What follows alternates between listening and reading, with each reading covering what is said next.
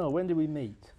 We met about 1974, the age of 14, in a youth group, a Jewish youth group thing, which we were both in, and we became friends very quickly and stayed in fairly quickly. Fairly quickly, I don't want to over-exaggerate this. And we worked on, within this youth group, we used to work on various shows and things like that together, and bits and pieces of presentations, all that sort of stuff.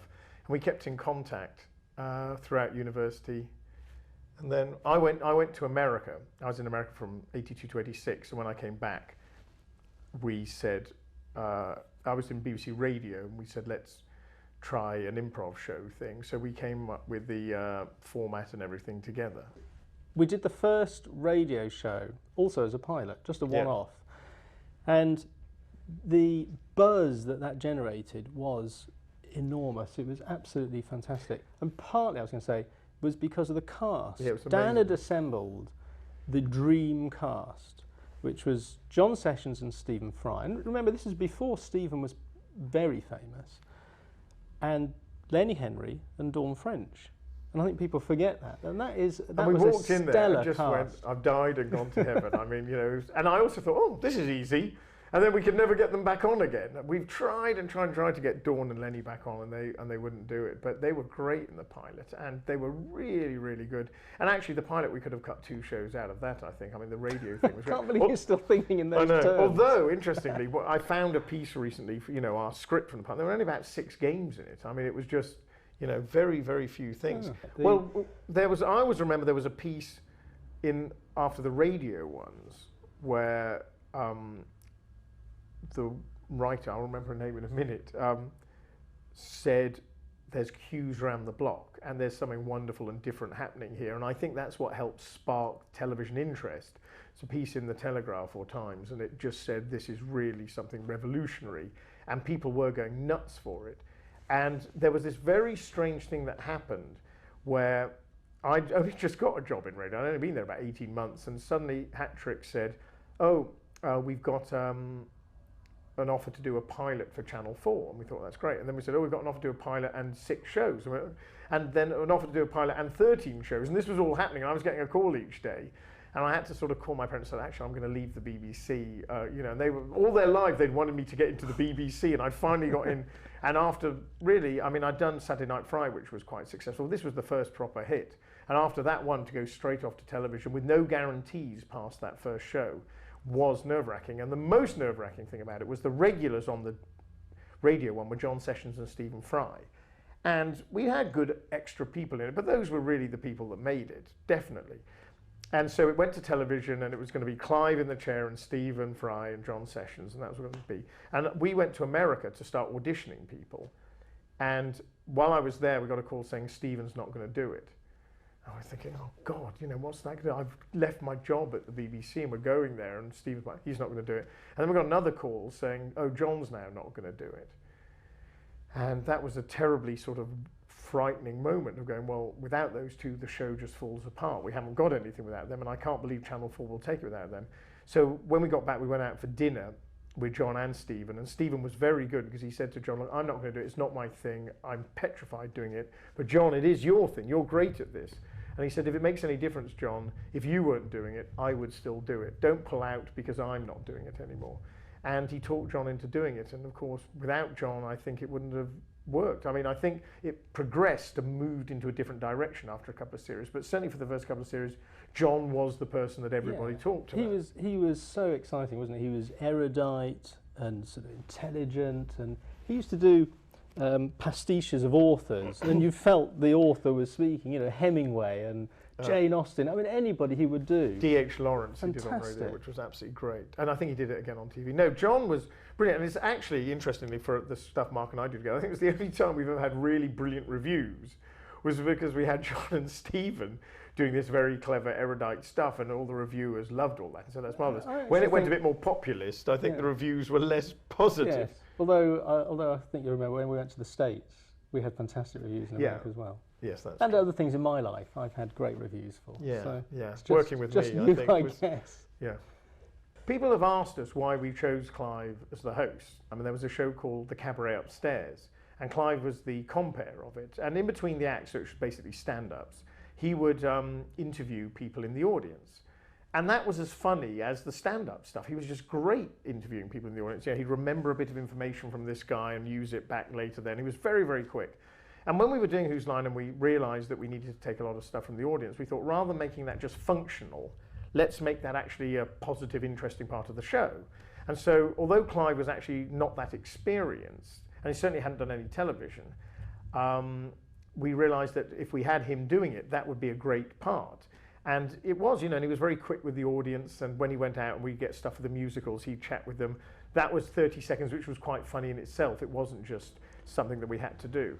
And if you look at Clive in the early shows, it's a kind of fun game to play. You can see how nervous he is, and you can see he's sweating. I mean, the pilot. I mean, Clive actually, we did put a little piece at the beginning of the pilot where Clive said, and you'll see my very nervous brother hosting this thing. But it was extraordinary because we'd done 6 on radio and he was very comfortable doing that and excellent. And then on the pilot, I mean, he's just sitting there and he's sweating and his knuckles are white. And, as we all know, Clive got very good at doing it, very comfortable, but it does take people time.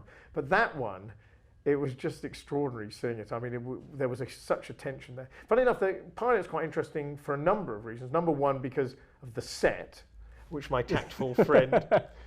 They designed this. I was only working part-time at this point. I was my full-time job. I worked for local authorities. I was, oddly enough, as a housing officer.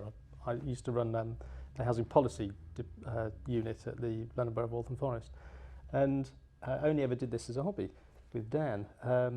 So he'd designed the set, or arranged for a designer to design the set for the pilot, and invited me to come and have a look at it. And it was like an airport terminal, this set. It was supposed to be like a sort of, give the sense that it was a late night edgy comedy show, sort of a bit sort of, theatre and dangerous and improvised. And it was blue, and it was bright, and it was glaring light. And all of this is fair enough. There's no problem with all of this, but Mark did say it looks like an airport terminal standing right next to the designer.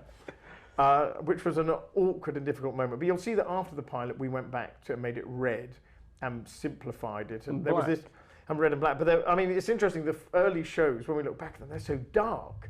And it was partly because there wasn't a lot of set to put light on. And over the years, you'll see we added more and more gauze, so you could put blue light onto it. And by, series 7, 8, 9, 10, it is much lighter. But the early days, and I think there's some wonderful stuff in it, but it is so dark, and we're going, what was their sort of budget on how much electricity we could use or something? It's incredibly shadowy and whatever. But it was, I think at the time, it was quite unusual to have something which was that minimalist. I mean, we know there was Have I Got News, and they think it's all over in Buzzcocks, but we were the first of those really to do it, except for other kinds of similar shows which were very BBC One or ITV, which were very glitzy. And to have this sort of antidote to those shows, to have something where there was very little set, very little production values, just quite a dark sort of thing, I think was very interesting. And funny enough, that a lot of people only watched the first few series because they'd always come up and say, oh, I love that show, it was so minimalist. I mean, there was nothing there, it was just black. And it was like that for the first couple of series, but gradually we did start putting more and more set and light and stuff in.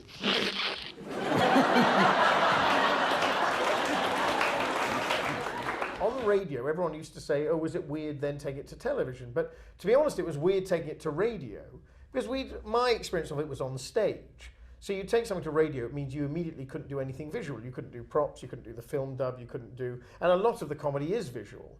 So it had to be, of its nature, very verbal. When we went to, if you look at the pilot, there's a game we play called Party Quirks. And in that one, you can see the stage origins of it because John Glover, who is guessing the thing, say, all right, John, you go off. This is what we did on stage. So he disappears. And then we say to the other three, right, you're going to be a pirate, you're going to be an airline pilot, you're going to be something else. And then he comes back on. And it's very un-TV. It's sort of, we're just doing what we did on stage. And we realised once we got that going for the first show that the way around that was to give people envelopes and put it up on the screen so the person didn't have to walk off the set and not hear something, which is a very, very theatrical device. And actually, the other thing, if you notice about the pilot, is it's the only show where they don't read the credits on the British shows. And that was because we did it in radio, In radio, at the end of a show, somebody will say, and that was Whose Line Is It Anyway, starring Stephen Fry and John Sessions. The producer was Dan Patterson, blah, blah, blah, and they'll do that. And we thought, then when we were there, we had an announcer doing that, and Stephen, I think it was, said, oh, God, it just seems so dull at the end of this show. Why don't we get one of us to do it? And then we said, well, let's do it as a prize and give you a style to do it in, and that came out of that. And the rest, they say, is boring. Yeah. Well, and then when we did the first show on TV, we said, well, you can't read the credits on TV. It just seems ridiculous. So we gave the pilot in without that. And Seamus Cassidy said, well, what happened to the thing where they were reading the credits? And we said, oh, you want that, do you? So that was fine. Then when we went to America and did the America series, they said, oh, you can't possibly have them read the credits. That was just right. You can't do that. And we said, well, it's always a great way to, no, you can't do that. You can't do that. So we did the whole series without reading the credits. And then they came to us and said, we feel it's such a shame they're not doing something at the end because people will switch off. Is there something you could do? And we said, well, no, we've recorded it all now, and you told us not to. So if you look at the America series, from the second series onwards, we did do the reading of the credits again, but that was only after enormous fun. One of the interesting facts about the radio show, for connoisseurs out there, is that I used to sit next to Clive Anderson at the desk.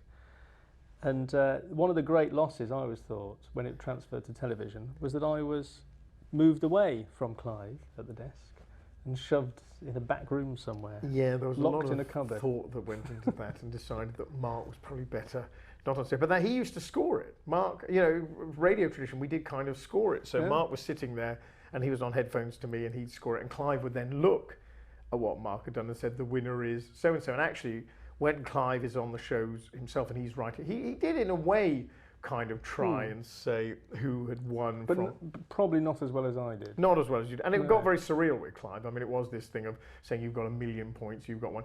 But there was an interesting thing with Clive, which was he could sort of get away with it, but I think it helped the whole show was whenever they tried to do improv shows before that, they didn't have it as a host and performers like a game show, a quasi-game show thing. It was just a troupe. So they would come on and say, okay, can we have something from the audience, shout something out, okay, we're going to do this as Shakespeare, okay, here we go. There was just a little element of smugness about it, which I think you don't get in the theatre because you're there as part of the audience. But when you're watching it on television, I think you do, it just feels a little bit smug, I think is the right word, even though it's not deliberately like that. And I think by having Clive put it on them, they became the victims. So it was like this thing of Clive would be, in a way, being slightly mean to them, and you felt a sympathy with them, and it's like, wow, how are they going to do this? Because we put this on them rather than, okay, we're going to show you how great we are. There was the Clive playing sort of Mr. Nasty, and then they'd do it, and Clive would always say, that was the worst example of that I've ever seen. I'm giving you no points. So his slightly undercutting of it, I think, helped that edge. I think it helped sympathise with the performers. And I mean, it was all genuinely improvised. The question we get asked most, and we always have done, is was it genuinely improvised? And we used to say, you've got an audience member sitting in Clive's shot. You can see, we'd always keep those in. If somebody shouted out and he's sitting just there, we would keep that. Or occasionally we got a shot of the person shouting it out, and they would always say, I can't believe it's improvised, it's too good. And occasionally some of the performers would say, oh, I'm getting all these things saying it's too good, why don't you keep in the bits that are bad? And occasionally when it was a show that wasn't very good, we did keep in the bits that were bad, and everyone would say, oh, that wasn't a very good show. I mean, it was this catch-22 that if it was good enough to be really wonderful and entertaining, people thought it was too good to be improvised. But the truth was, it was 100% improvised. We used to just take it as a compliment. If the public was saying, oh, surely that's not improvised, then I think that was absolutely down to the performers being fantastic. And we used to really go out of our way to make sure that they hadn't seen the props, that they didn't know the stuff. We would rehearse it in the afternoon, so we'd get the cameras into position, but it was always giving them different stuff to what they would get that night. So they'd know they were playing film and theatre styles, or they know they were playing World's Worst, but we'd give them a different one to do in the afternoon, so that you really got the spontaneity and the danger in the evening. And it worked, because I think there might have been once or twice when something inadvertently was repeated, and it just was never as good the second time. It was always better if you really got their initial reaction to it. So we went out of our way to make sure that it was genuinely improvised. If you look at the very early shows, the suggestions that they were given from us, sort of from the show itself, were very simple, very plain. Like a pirate. There's one by Jonathan Pryce, I think, is just a pirate. That's all he was. It was in Party Quirks. Yeah, and later on, we started realising, well, something happens here. If you watch an improv show in the theatre, it's a different audience every night. So if they come in and shout out porn film, it doesn't matter because that audience hasn't seen porn film. But on TV, you have to assume that everybody is watching all the shows, which in certain cases is not a correct assumption, but let's assume they're all watching all the shows. It does mean that you've got to have different suggestions. You can't do porn film because we've done porn film. I mean, even so, Ingmar Bergman and Nativity and amateur productions came up a lot. But you had to assume that you were trying to make it different each time. So as you see the series go on, you know, from series 1 to 10 and even more in the American ones, more and more of the suggestions came from us because we would sit there all week working out suggestions to give them, whereas an audience will just shout out the first thing they think of. And very often they're trying to be funny. Again, they'd never see them. When you said they came from us, the performers would never know them beforehand. No, it was still completely improvised. But we, as the show was starting, so we would, instead of giving a pirate, would say a pirate with a case of dysentery, or you know, a pirate who only robs idiots, or something like that. That would give it more of a twist and make them interact more than just a pirate. But we did 120 episodes here and another couple of hundred in America. And in that amount of stuff that you're doing, it became harder and harder to do things that they hadn't done before. And also you get audiences come along, like with a rock band, who want their greatest hits. So they're shouting out Nativity because they've seen Tony and Josie do Nativity before, and they think, oh, that's great. So they shout it out because they want to see it again. And it's fine, but you can't keep having the same thing. So it is a difference to the theatre. And the other thing I was going to say, you haven't asked me, but I am going to say, this is the biggest thing, I think, difference between doing it in theatre and doing it on TV, is you can go along to a theatre improv troupe and see them. They may be great and they may be bad. And on a night they're bad, you've paid your 10 quid, you've had your drinks, you're part of the audience, you've had a nice night out, it doesn't matter. On TV, you can't go to the commissioning editor and say, oh, sorry, the show didn't work tonight. We haven't got a show. It always had to work. You've got to have a show at the end of it. So it means that it can't be all right. It means there's all sorts of things that stem from that. You've got to have the best performers. You know, people sometimes say, why didn't you have so-and-so? Why didn't you take more risk? But the truth of the matter is, it only worked with people who were great. You had to make sure that the games you did would work. Because if we did a game that didn't work, that was fine. If you did 2 games that didn't work, everyone would start losing confidence in it. The performers would start losing confidence, so they'd go very sweary or very big or druggy or whatever it was. And so it puts the bar up there, so any clever stuff that anyone comes out afterwards doesn't really work. So you always had to make sure that if we had a new game to try, we'd always put it in between 2 games that we knew would work. And there were some episodes, I remember very clearly there was one where we'd done about 8 episodes and Mark said, oh, we got this one in the bag. And for some reason after that, no other game worked, and we used to have this. That's at least 12 or 15 years. I know. I've been harbouring that. But there was this sort of cycle. It wasn't my fault. No, it's coincidence. It is coincidence. It's jinxing the thing. But there was a cycle of confidence. No, you just said jinxing it. No, it wasn't my fault. No, it wasn't. Well, scotch that. But sometimes if they were going really well, it would go like that and spiral up. And if it was going very badly, it would spiral down. And it was very difficult once it was spiraling down to get it back going again. Everybody, and the audience would lose confidence. And we have this rule, which was that on a good night, everything goes well. It's a sort of truism, but it was the case. On a bad night, everything would go badly. So just at the point where you're desperate for a good suggestion to get this game going, someone in the audience will shout out a crap suggestion, which Clive will then take, give it to them, or there would be something where they'd quoted a Beatles lyric, and we can never get Beatles lyric. And so we'd have to stop and say, don't do that. And at which point, Clive and all the performers would then start thinking it was terribly amusing to pick up on this thing that we couldn't use. So you'd have an hour of stuff about Beatles lyrics that we knew we couldn't use. But it was that thing, the show had to work. That was it. And fear, everything was based on fear, that at the beginning of the night you had blank slate, there was nothing, and you had to have something at the end of the night.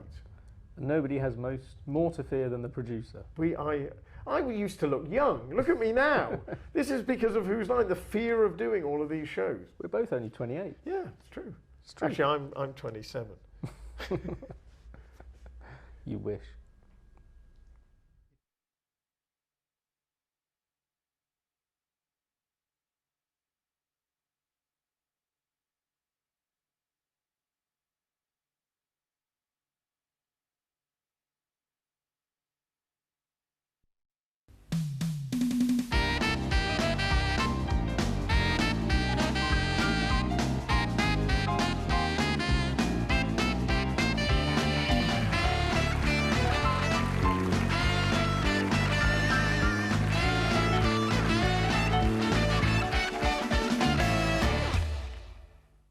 It was very weird on the show because Stephen Fry, as I said, pulled out after the radio ones.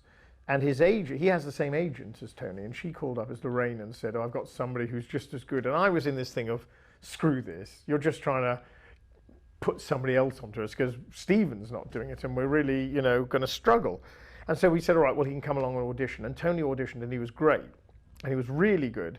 And he was increasingly the sort of cheeky person on the show and the person that would do, you know, he was naughty. He would do that kind of stuff. He would push the boundary. He would push the boundary. And the only thing that I can actually remember Seamus at Channel 4 saying, you cannot have that in the show. Usually we could bleep it. But there was a thing we did, which was the world's worst person to, this was one of those nights when it wasn't going well, actually. It was the world's worst person to be at a funeral, or the world's worst thing to say at a funeral. Oh, yeah. And Tony just leapt onto the floor where the coffin would be, or the thing, and started sort of humping away and said, I can't resist a stiff.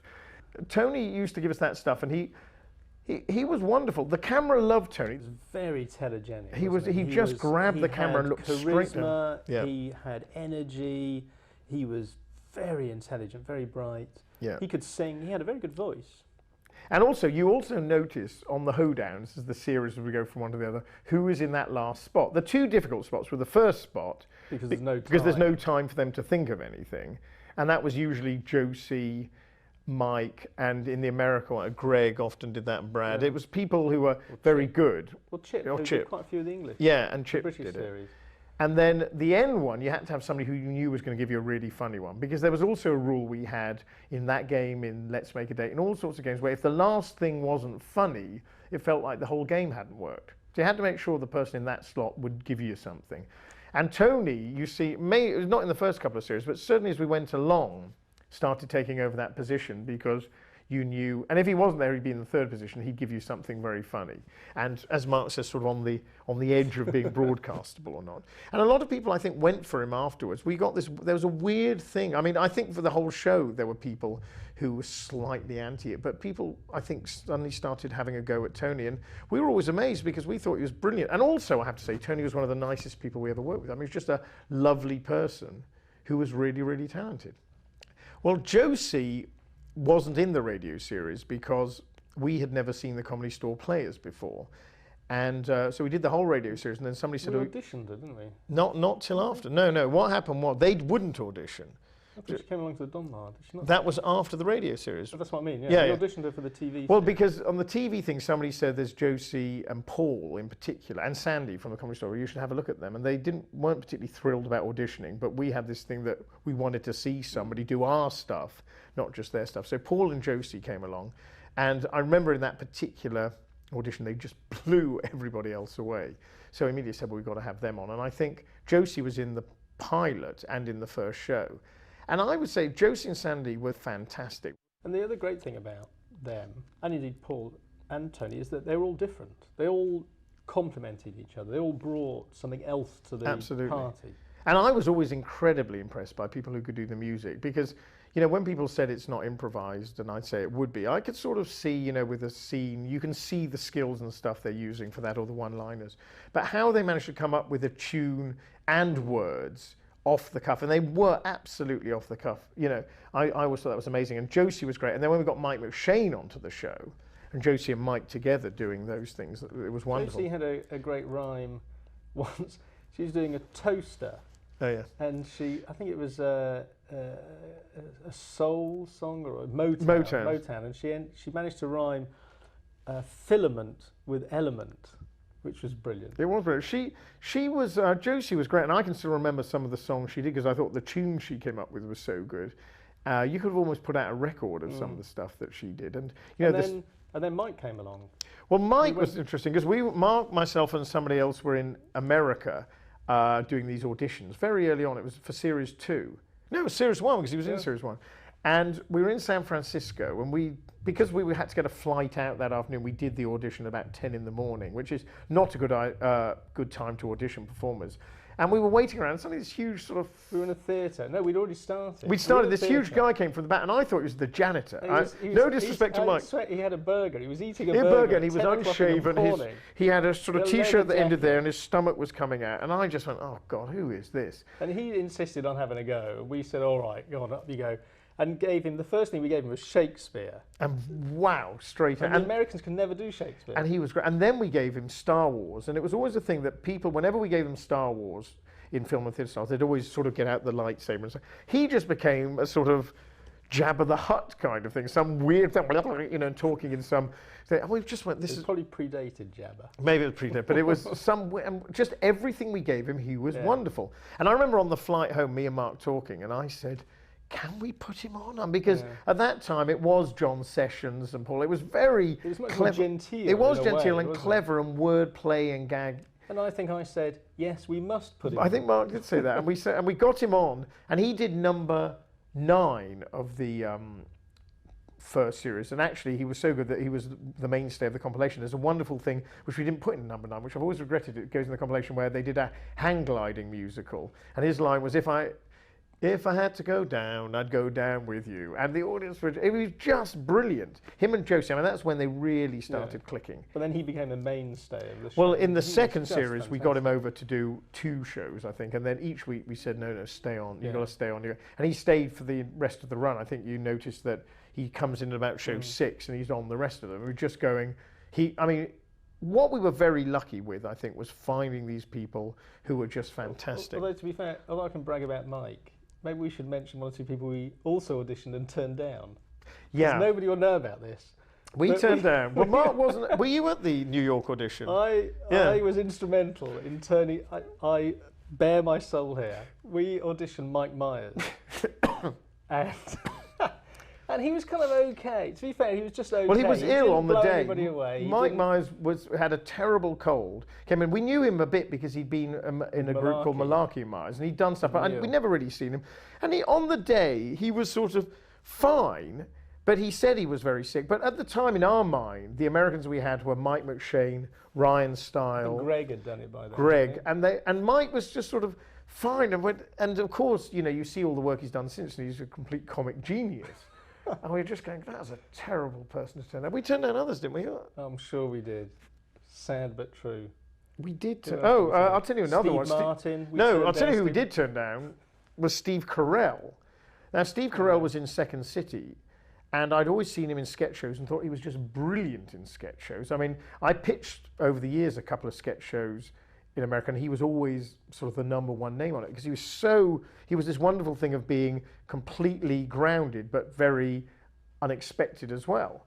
And I thought, but when we auditioned him for improv, he was good, but he wasn't as good at improv as Ryan or Mike or Colin or Greg, so we didn't take him. And of course now, Steve Carell, again a comic genius, is sort of the number 1 name on any comedy film. He's in the American Office, American version of The Office. And he was in Anchorman and Bruce Almighty and all sorts of... He's wonderful.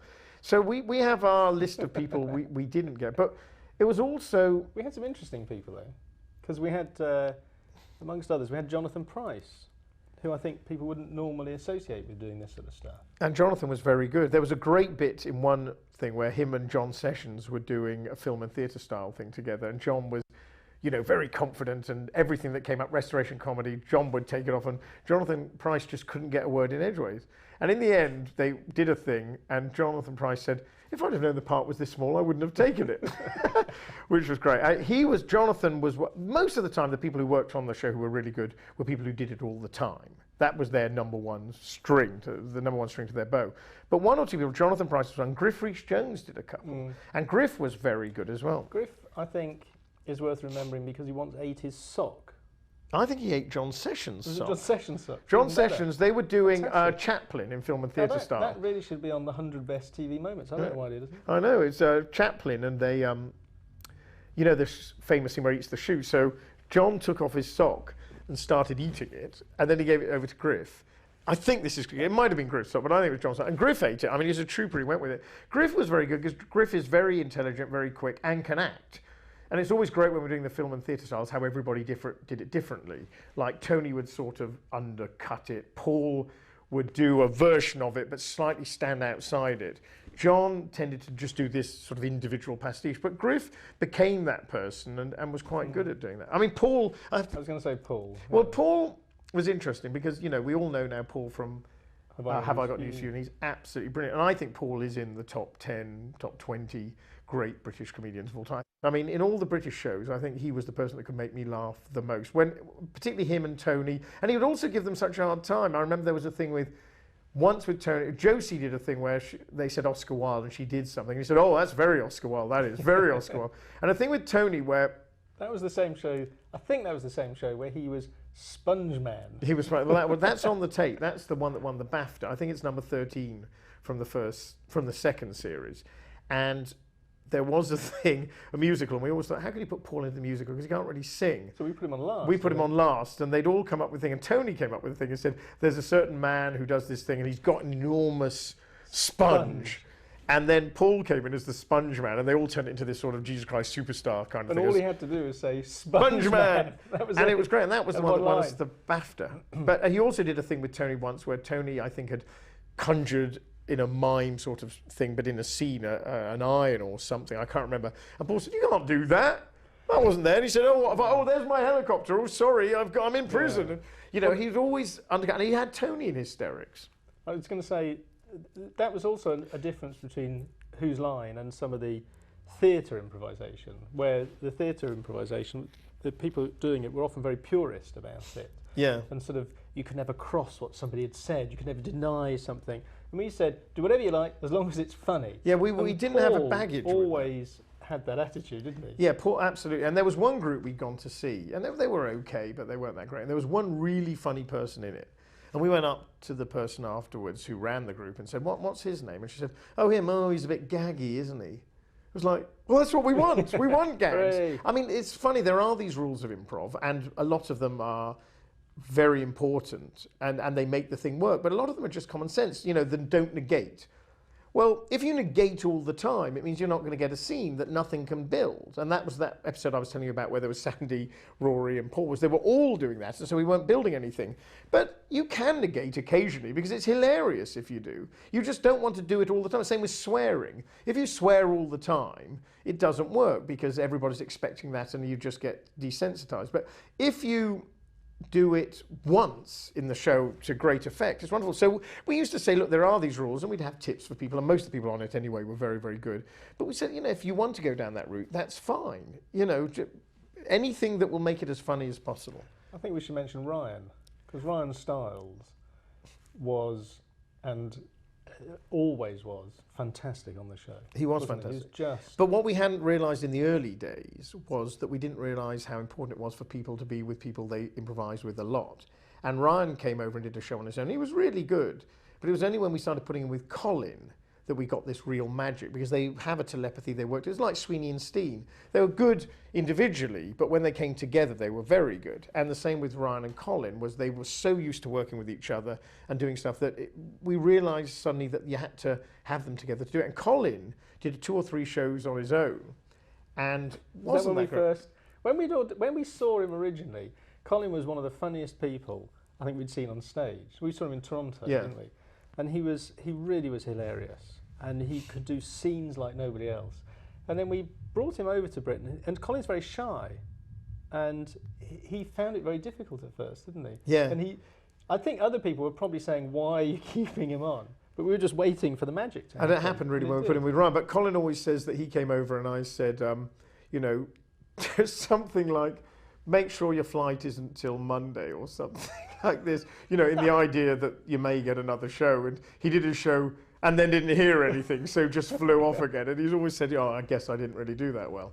I'll tell you somebody else we should mention is Richard, by the way, because Richard was the musician on all the shows. And in America, it basically took 3 people to replace him, because he could do the piano, he could do the guitar. He'd play anything. He'd play the flute. If we were doing a kind of a folk song, he'd do play a little flute recorder thing. I mean, he was brilliant from that point of view. And I think he got a bit fed up with it saying, you know, and on the piano, Richard Branch, because he's an improviser himself, but we always only used him to do the music, but he was great. And again, because he'd worked a lot with Josie and then as we did the show a lot, Mike, he was great at sort of feeling where they were going and getting towards an ending. And, you know, he also was somebody that you could say any style and he could do a pastiche of any style. And that was incredibly useful to us. And it also meant that's why music became such a big part of the show, was because we had people who were great at doing that. And it did lift it.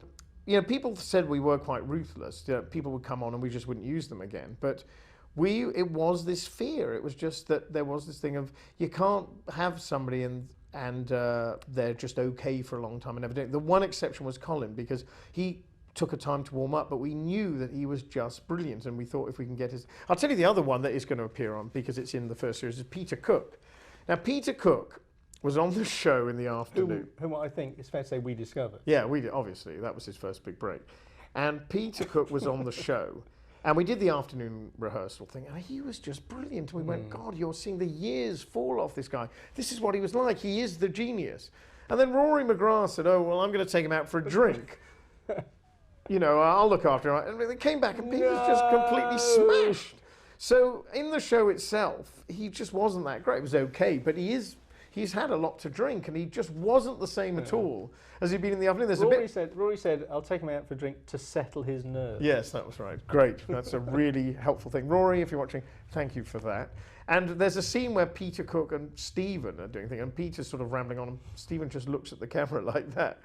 And it's, you know, we all know Peter was a genius, and he was. But on the show, it was, and we didn't use him again because it just was sort of so disappointing, I think. Then. But of the main ones, so there's Paul, Sandy, Tony. No, Sandy was great, and Sandy also hit it off with Mike. So for a while, if you put Sandy and Mike together in film and theatre, they were brilliant because there was a sort of little and large kind of thing. And again, you had that thing where Mike would weave these intricate scenes with a fantastic dialogue and sort of great language, and then Sandy would cut him to the quick with a sort of line that was just hilarious. And there was also certain people who were brilliant at doing things like running the party because they'd be very funny. You know, again, you didn't want that. Sometimes we'd put somebody on who was new in that, and it would just became a functional thing. But with Sandy in particular and Paul in particular, and Tony, when they ran the party, they were funny at it. So you not only got the comedy of what the other people were, you got the comedy of them interacting with the host. And Paul, I remember there was a great thing where Archie Hahn came over, and Archie was, it was something like a, what's it called, a lover when you spurn them, something. Cuckolded lover? Not cuckolded. Dumped? Kind of like a dumped male lover. It was probably slightly more elegantly phrased, but it was that. So he came on and knocked at the door, and he said, are you going to let me in, or do I have to fourth entry? And Paul just stared at him and went, you better come in then. And he just played that, and it was perfectly done. So you always got that sort of stuff from Paul. Archie was interesting, because we brought Archie Hahn over, and Archie was brilliant. He'd been in an improv groups, and he was nearly in the original Saturday Night Live thing, and wasn't because he wanted to stay back to design of theatre. And for those of you that don't know Archie, if you watch Spinal Tap again, he does have a small role. Well, I was going to say that he is introduced, you will see it on the beginning of one of the tapes, where Clive said, I'm from Spinal Tap, Archie Hahn. And Archie has this tiny part in it. He plays this very camp He's a waiter. Yeah, room service. But everybody thought, because he looks a bit like him, that he was Christopher Guest, because he does look a bit like Christopher Guest. So they thought we had the star of Spinal Tap on the show, but it is actually only a tiny part.